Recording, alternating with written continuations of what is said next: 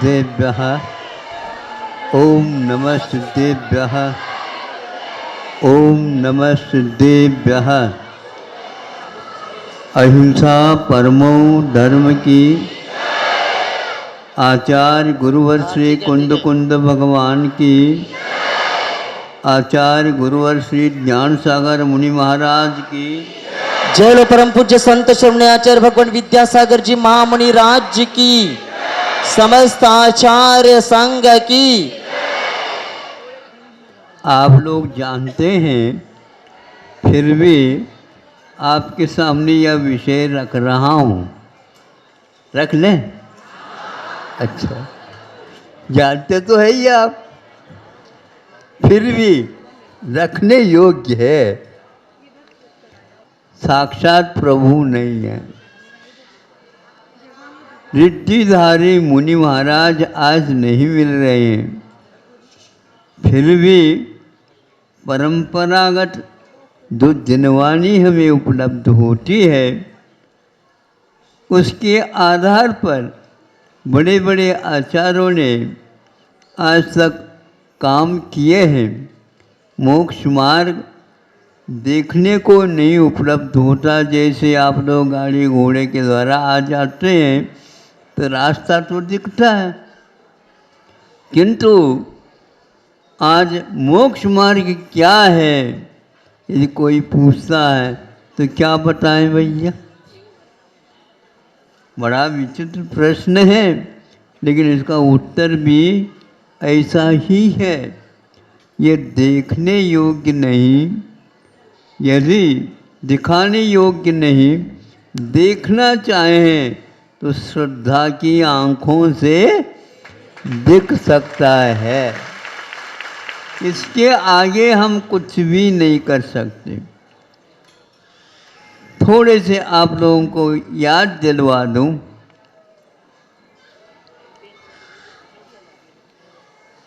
नेमिनाथ भगवान का विवाह हुआ या नहीं, ये प्रश्न है। बारात चली गई थी क्या नहीं?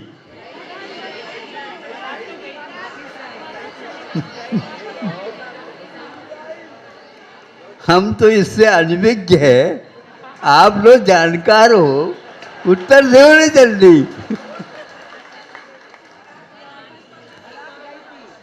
अब पूछना ये होता है, यदि नेमिनाथ को पूछा जाए, आप जानते नहीं थे, मत ज्ञान था, श्रुत ज्ञान था, अवधि ज्ञान भी था, प्रत्यक्ष ज्ञान था, तो ये शादी होने वाली नहीं है ऐसा आप कह देते, इतने परेशान क्यों हो गए? बोलो। अवधि ज्ञान, मनोफरी ज्ञान और मति ज्ञान या श्रुत ज्ञान, ज्ञान होते हुए भी महापुरुष इनका उपयोग करने से पहले सोचते हैं यह हमारा विषय है क्या नहीं। यदि है तो सब लोगों को बता देना चाहिए हमारी यह शादी होने वाली। किसी को कहा नहीं, किसी ने कहा नहीं, बाराती लोग शामिल हो गए। अब राजकुमारी है, राजुल, हाँ, तो उसको पूछा गया, जहाँ ये चले जाएंगे हम जाएंगे, यदि मंडप में चले जाएंगे तो हम भी इनके साथ हो जाएंगे, नहीं है तो ये शिखर चढ़ेंगे, हम भी पीछे पीछे हो जाएंगे। रास्ता कौन सा? जो सामने वाला का होगा वही हमारा होगा। इसके बारे में सोचता हूँ, वह क्यों नहीं हुआ। कई लोग कहते हैं महाराज ये बताओ ऐसा क्या व्यवधान आया और मूर्धन्य ज्योतिषाचार्यों के द्वारा, सुन रहे हैं आप लोग? हाँ, मूर्धन्य ज्योतिषाचार्यों के द्वारा नक्षत्रों का ज्ञान, मुहूर्त निकालने में कोई आवश्यकता नहीं, दोनों तरफ से ये सब जान करके तय कर लिया गया है कि बढ़िया मुहूर्त तो सोना हुआ है और इसमें कोई बाधा नहीं आएगी। अब बोलो, बारात ही बीच में रह गई, इससे व्यवधान बड़ा कौन सा हो सकता है? अब बताओ, हर बात को कहना नहीं चाहिए, फिर भी आप लोग आग्रह करते हैं, तो हम आपसे पूछते हैं, आप लोगों को उस समय ज्ञान हो गया होगा कि श्रावण में शादी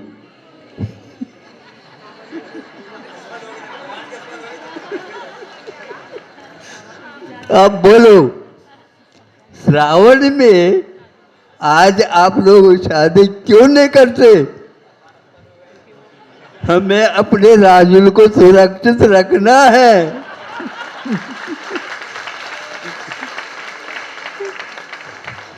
ठीक कह रहा हूं? हाँ, इसलिए ऐसे मुहूर्त होते हुए भी उस समय कोई न कोई शक्ति आकर के उन ज्योतिष आचार्यों को भी वह अपने चाबी भर दी होगी और उन्होंने भी ठीक है मुहूर्त, ठीक है मुहूर्त, ठीक है, दोनों तरफ से हुआ, बारात जुट गई, कहाँ इधर कहाँ वह, जूनागढ़, सब लोग में किसी के भी मन में यह शंका हुई नहीं। बाद में निर्णय ले लो, बात अलग है। यहाँ तक कि मेहंदी रच गई, मेहंदी जानते हो? मेहंदी रच गई और हल्दी लग गई। ये कौन है? ये कंवर साहब है, दामाद है। ये सब कुछ हुआ और नेमी कुमार ये सबको सुनते भी जा रहे। उन्होंने इसके बारे में सोचा क्यों नहीं? आप लोग जो है ना मोबाइल रखते हैं, कोई उधर से भी कोई नहीं आता था, हाँ, इधर से नहीं आता तो वो करता है, उधर से नहीं आता तो ये करता है, इस प्रकार चलता रहता है। तो ऐसे ही अवधि ज्ञान को भी मोबाइल समझ करके नेमी नाथ यदि करते मोबाइल से, बात हो सकती थी देवों से। देव भी लोग जो है ना बहुत पक्षपात करते हैं। उनको तो आकर के कहना चाहिए था, जैसे भगवान शिवनाथ भगवान के लिए क्या किया था, एक और नीलांजना दिखा दी। नीलांजना एक नहीं दो निकाल दी और उनको घर से बाहर जाने के लिए संकेत दे दिया, लेकिन बहुत डरते हुए किया था उन्होंने। नृसिंहनाथ भगवान को बुरा नहीं लगा, ये तो बिल्कुल ठीक है, ये तो मुहूर्त यही है बाहर निकलने का, निकल गए। इसी प्रकार यदि नेमिनाथ के लिए भी करते देव लोग ये पक्षपात रखते हैं। हाँ, 5 बार ये ऐसे ही रुक गए कि क्या रुक गए, ये शोध का विषय है।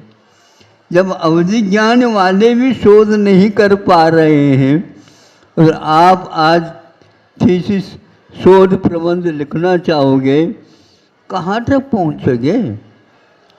ये सब बातें जनवाने में नहीं आती। ये तो जब तक वहाँ घर से बाहर नहीं निकलता तब तक ये बात चलती रहती है और उसमें भी कई गलतियां हो सकती हैं और इसका नाम ही छद्मस्त। छद्मस्त के लिए तत्व जो कि प्रयोजनभूत तत्व के बारे में ही जानने के लिए कहा है, मेरा तेरा झगड़ा करने के लिए नहीं किया है, क्योंकि ज्ञान का कोई पार नहीं है। जानने योग्य है वही जानो, नहीं तो संकल्प विकल्प का फल होता है संसार। महापुरुष इस प्रकार, इसी प्रकार रामायण का है।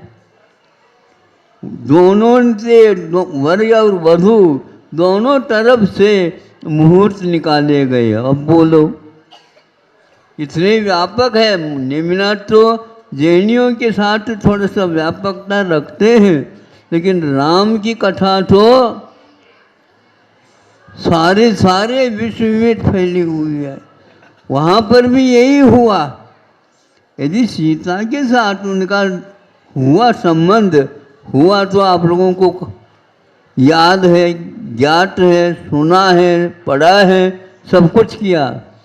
आँखों में पानी आए बिना नहीं रहेगा, केवल महिलाओं को ही नहीं, महाराजों को, कवियों को भी जब लिखा है उस समय उनको भी आंखें नम हो गई होगी। नम क्या महाराज, 64 धार हो गई होगी। हाँ, ऐसे दंडक वन में कैसे रह गई, किसी ने मुहूर्त सोचा ही नहीं होगा। बताओ महाराज, आप मुहूर्त अच्छे निकाल दो, हमारा भी कार्य अटके नहीं। ऐसे भैया वहाँ जाओ वो लोग जानने वाले हैं और वहाँ पर ठीक नहीं निकल पा रहा है, इसलिए मुहूर्त के नहीं देखना चाहिए। इसके मैं पक्ष नहीं कर रहा हूँ, लेकिन जो होता है वह कर्म की रेखा के समान ही होता है। इसी प्रकार हमें समझना चाहिए, कोई भी कार्य बिगड़ भी गया तो हमारे कर्म का उदय है।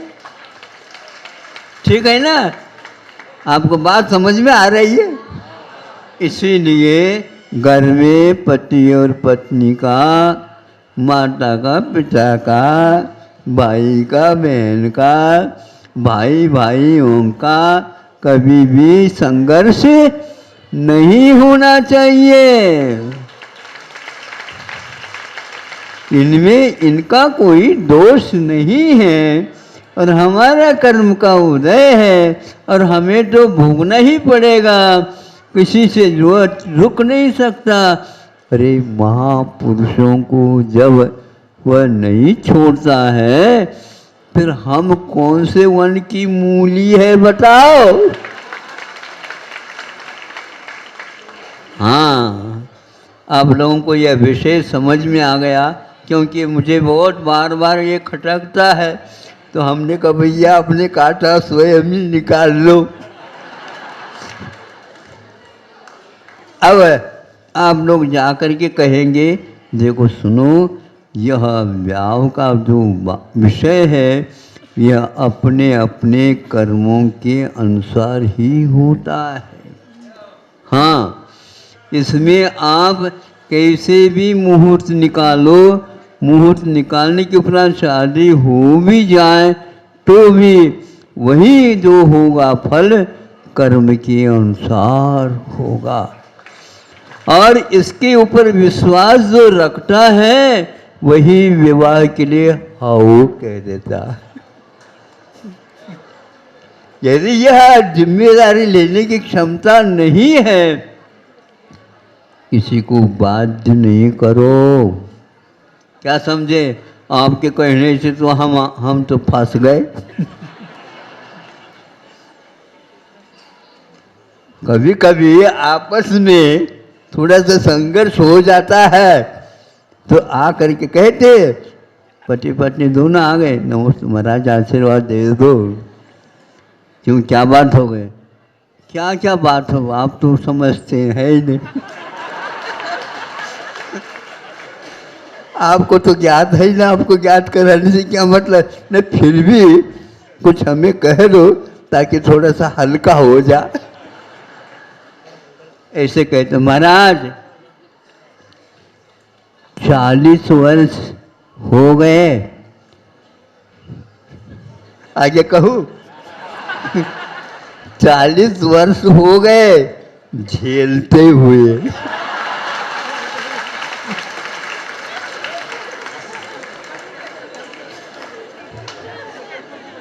झेलते का अर्थ क्या होता है? महाराज आपको हम क्या कहें, आप किसी को कहियो नहीं। है? किसी को कहियो नहीं, ये तो होना वही होता है। जितना हुआ है अच्छा हुआ, कर्म के अनुसार हुआ, आगे भी ऐसा ही होगा। इसलिए किसी के साथ वैर, किसी के पास ऋण आदि आदि मत रखो, और अपना जो प्रवास है उसको पूर्ण करो। कभी भी दुख में और सुख में धनवानी कहती है, बेटा तुम रो नहीं और हंसो नहीं। ये एक पिक्चर है, ये एक सिनेमा है, ये एक नाटक है, उसके अनुसार मंच पर करना होता है। भले ही कोई आंसू नहीं पहुंचने वाला है तो स्वयं ही नहीं समझे, स्वयं ही करो, और दूसरे को करते समय दूसरे के सामने हाथ रखो, वो देख न सके, क्योंकि सबका यही पुराण है। इस प्रकार अपने कर्मों को भोगने के लिए यहाँ पर आए हैं, तो अपना धर्म का भी अनुपालन करो। और याद रखो, बड़े बड़े महापुरुष कदम उठाएं तो वह कभी पीछे नहीं लेते हैं, उन्हीं के वंशज हो आप। इसलिए ये परंपरा, वंश परंपरा से जो काम हो रहा है, ये बहुत सौभाग्य से हो रहा है।